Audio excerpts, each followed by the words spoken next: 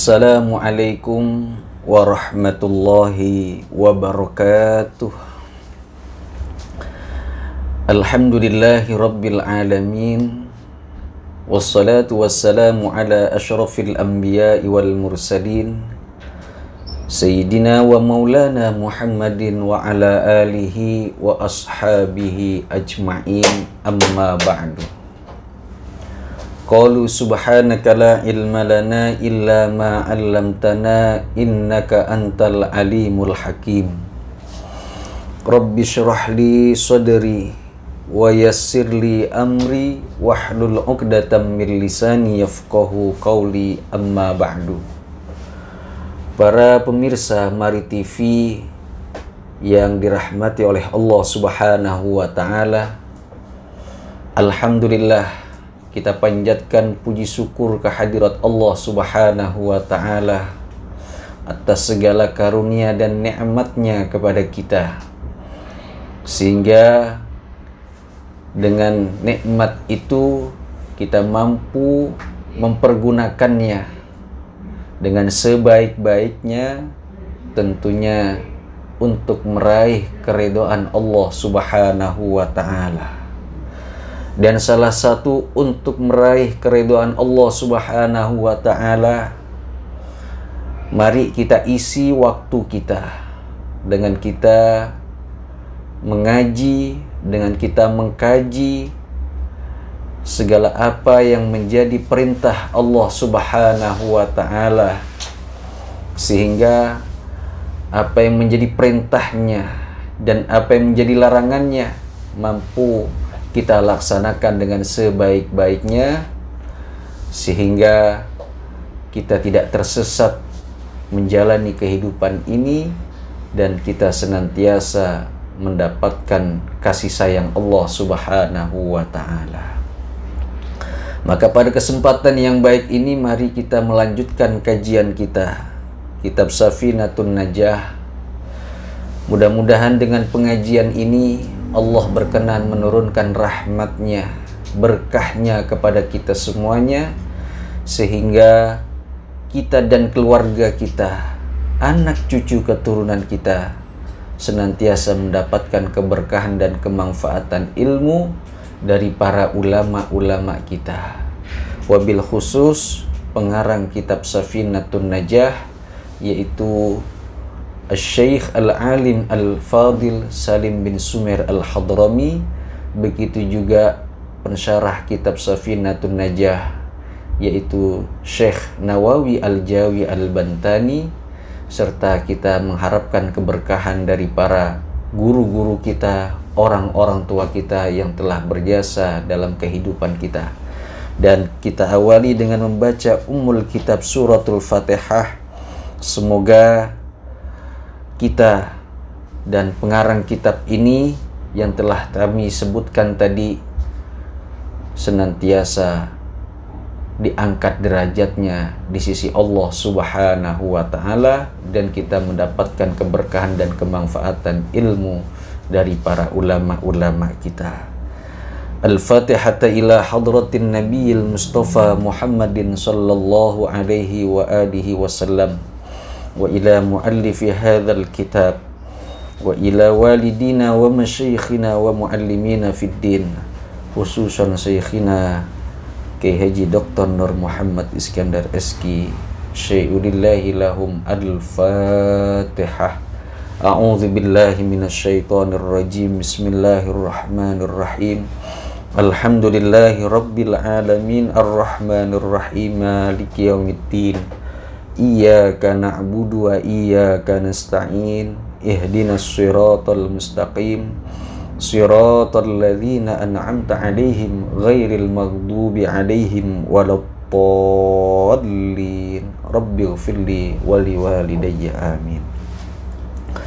Para pemirsa Mari TV, pada kesempatan kali ini kita melanjutkan ke fasal berikutnya, yaitu tentang tanda-tanda baligh. Ya. Bismillahirrahmanirrahim. Faslun, ay hadza faslun. Satu fasal satu penjelasan. Alamatul bulughi thalathun. Tanda-tanda baligh, tanda-tanda sampainya umur diwajibkannya untuk melaksanakan perintah dan larangan-larangan Allah, ya. Salasun, ada 3. Yang pertama, tamamu khamsa asyrata sanatan fi dzakari wal untha. Genapnya umur 15 tahun bagi laki-laki dan perempuan. Wal ihtilamu fi dzakari wal untha, dan bermimpi, ya, fi dzakari wal unsa, bagi laki-laki dan perempuan. Litis isinina, bagi yang sudah berumur 9 tahun bagi perempuan. Wal haidu, dan haid, fil unsa, bagi perempuan, litis isinina, bagi yang sudah berumur 9 tahun. Nah, para pemirsa Mari TV yang dirahmati oleh Allah Subhanahu wa Ta'ala, tadi dari fasal yang tadi setelah saya bacakan, ya, bahwa ada yang memang bagian bagi laki-laki dan ada juga bagian bagi perempuan. Tapi sebelumnya ingin saya menjelaskan, ya, alamatul bulugh, tanda-tanda baligh, ya. Apa sih baligh itu? Ya. Nah, baligh itu adalah sampai, ya, sampainya seseorang, ya, untuk mendapatkan titah perintah dari Allah Subhanahu wa Ta'ala untuk menjalankan syariat-syariat agama Allah, untuk menjalankan syariat dari Rasulullah Sallallahu Alaihi Wasallam. Karena ada batasan yang memang harus dipenuhi sebelum dia betul-betul menjalankan syariat agama, ya. Karena tidak semua orang terkena beban taklif, beban untuk menjalankan syariat, ya. Sehingga para ulama di sini di dalam kitab fikih menjelaskan tentang tanda-tanda baligh, ya, supaya kita semuanya mengerti dan tahu kapan seseorang, ya, mendapatkan beban taklif untuk menjalankan syariat agama Allah Subhanahu wa Ta'ala. Sehingga di sini dijelaskan alamatul bulugh thalathun, ya, tanda-tanda baligh, tanda-tanda sampainya umur seseorang untuk melaksanakan syariat agama itu ada 3, ya. Yang pertama, ya, itu berkaitan dengan laki-laki dan perempuan, ya. Tamamu, yang pertama, tamamu khamsa asyrata sanatan, ya. Ini berkaitan dengan laki-laki dan perempuan, ya. Bahwa ketika seseorang sudah mencapai umur 15 tahun, ya, maka sudah dipastikan dia sudah terkena beban taklif, ya. Sudah dipastikan dia wajib melaksanakan perintah Allah Subhanahu wa Ta'ala dan sudah wajib dia meninggalkan larangan-larangan Allah Subhanahu wa Ta'ala. Ya. Karena umur 15 tahun ini adalah umur yang sudah menurut secara psikologi sudah dikatakan dewasa. Ya. Sudah dikatakan dewasa karena umur 15 tahun hampir dipastikan kalau dia sudah mengenyam bangku pendidikan, paling tidak dia sudah masuk SMP kelas 3 atau sudah SMA, ya, sanawiyah kelas 3 atau aliyah kelas 1. Maka pada umur-umur tersebut, ya, itu seseorang, ya, atau anak yang sudah beranjak umur 15 tahun sudah saatnya mendisiplinkan dirinya untuk betul-betul menjalankan perintah Allah Subhanahu wa Ta'ala, seperti halnya melaksanakan ibadah sholat, ya, melaksanakan ibadah puasa. Dia juga harus meninggalkan yang dilarang oleh Allah Subhanahu wa Ta'ala, ya, sudah harus mau belajar agama, atau saat itu dia harus mengkhitankan kehormatannya, kemaluannya, karena dia sudah harus melaksanakan ibadah sholat, mau nggak mau dia harus dikhitan, ya, karena dia wajib melaksanakan ibadah sholat Jumat, maka dia harus dikhitan, ya. Maka kita sebagai orang tua harus mengerti kondisi, ya, keadaan anak-anak kita, ya. Jangan sampai kita tidak mengerti bagaimana kondisi anak kita, sudah umur berapakah anak kita. Jangan sampai kita membiarkan mereka, ya, sehingga dia tidak tahu apa yang harus dia kerjakan, apa yang harus dia laksanakan ketika sudah mencapai umur 15 tahun. Nah, inilah pentingnya kita mengetahui tentang alamatul bulugh, ya, tentang tanda-tanda baligh, ya.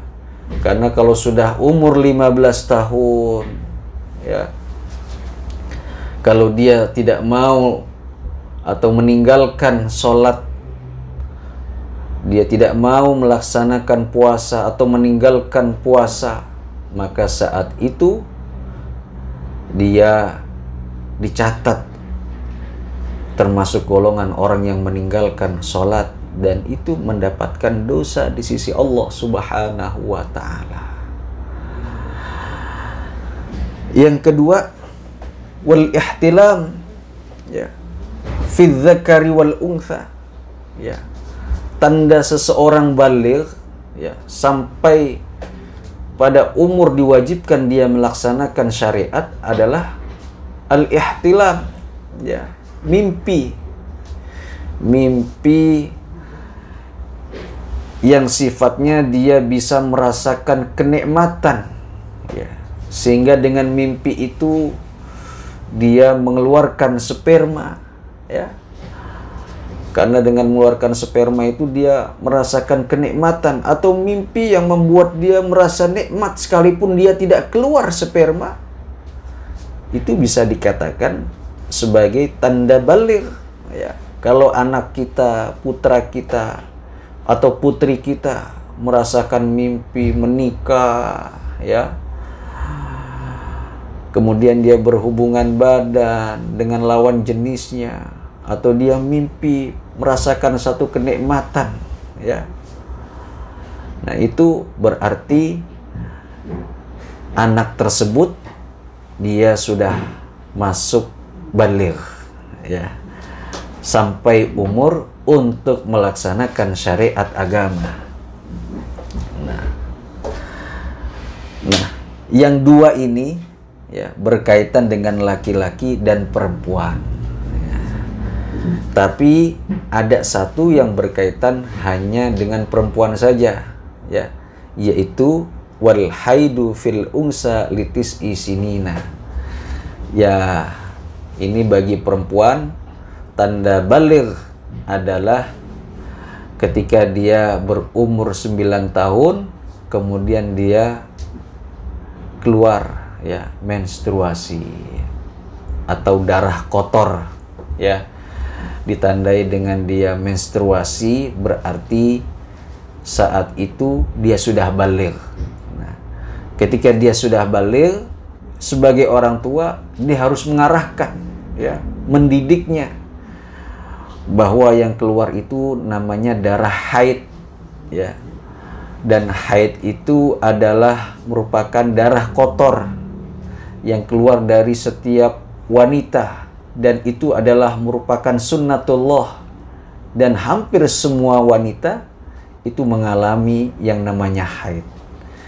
Dan kita jelaskan itu kepada putri kita. Setelah kita jelaskan, baru kemudian kita juga menjelaskan bahwa setelah haid ini kamu sudah baligh. Ketika sudah baligh, maka kamu wajib melaksanakan syariat agama Allah Subhanahu wa ta'ala. Jangan sampai kau meninggalkan perintah Allah. Jangan sampai engkau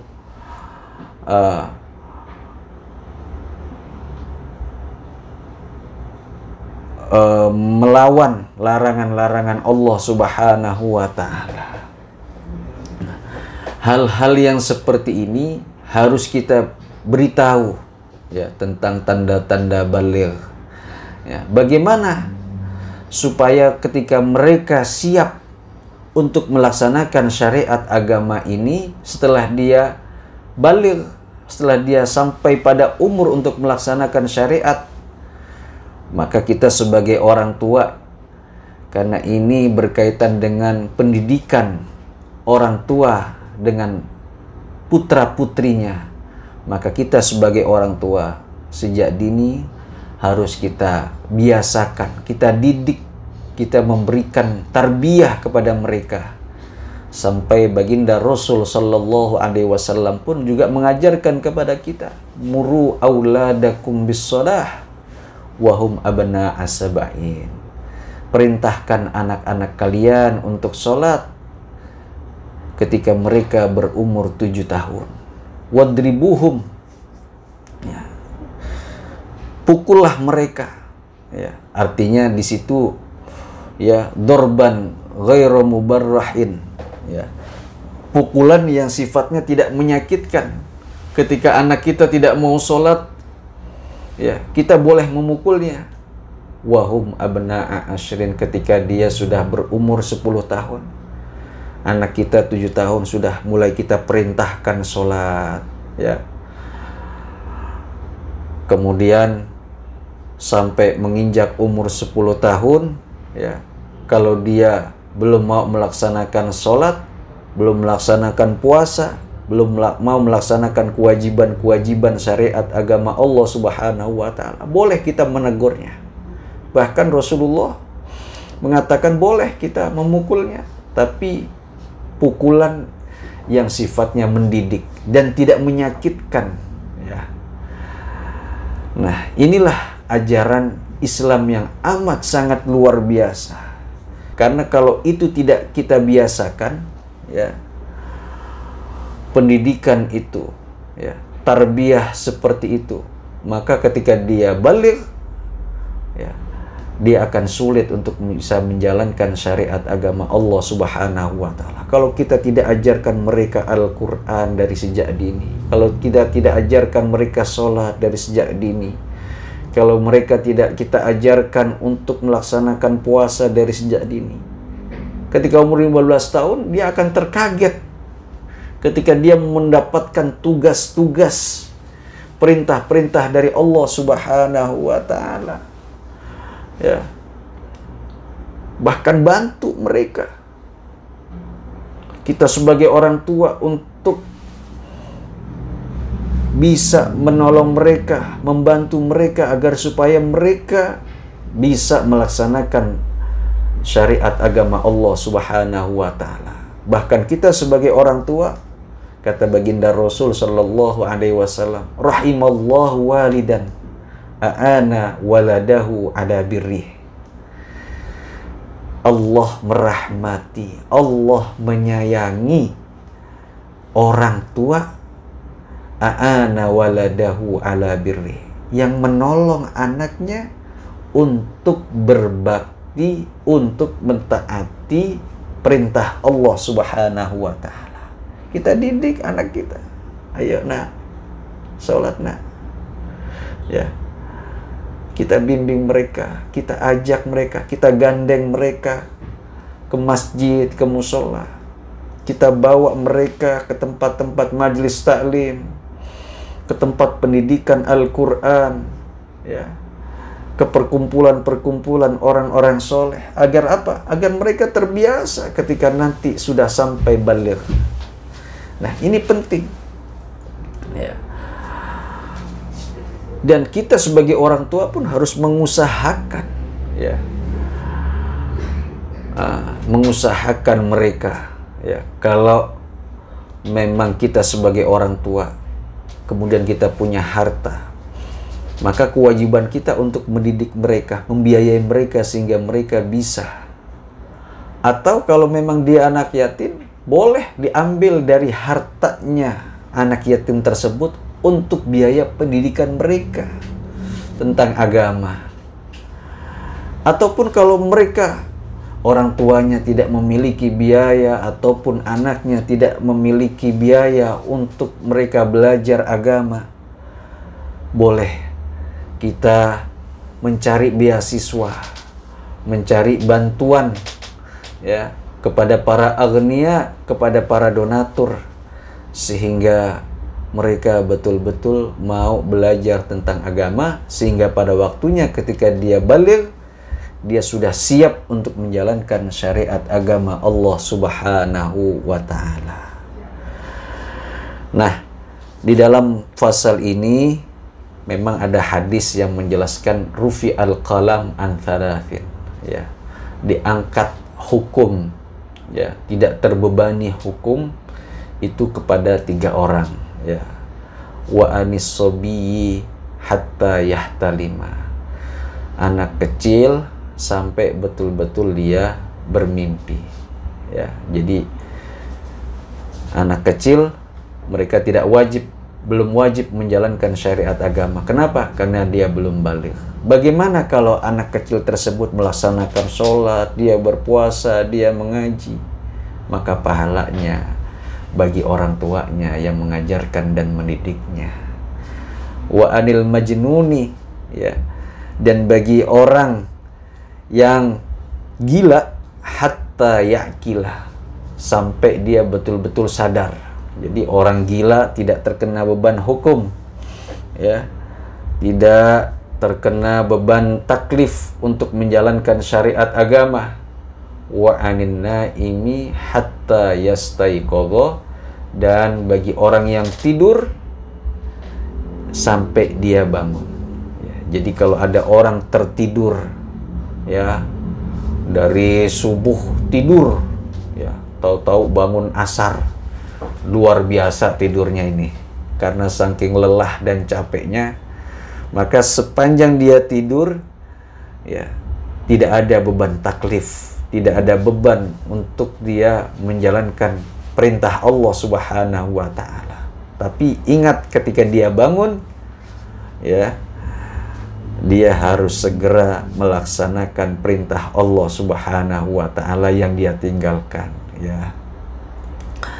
Man nama au nasiya an sholatin falyusalliha idza dzakaraha. Barang siapa yang tertidur atau terlupa meninggalkan sholat, falyusalliha idza dzakaraha, maka dia hendaknya sholat ketika dia ingat. Langsung ketika dia bangun, buru-buru, ya, langsung segera dia melaksanakan sholat yang dia tinggalkan. Mudah-mudahan tentang tanda-tanda baligh, ya, ini bisa bermanfaat buat kita. Dan kami ulangi, yang pertama, genapnya umur seseorang atau anak ketika dia sampai umur 15 tahun.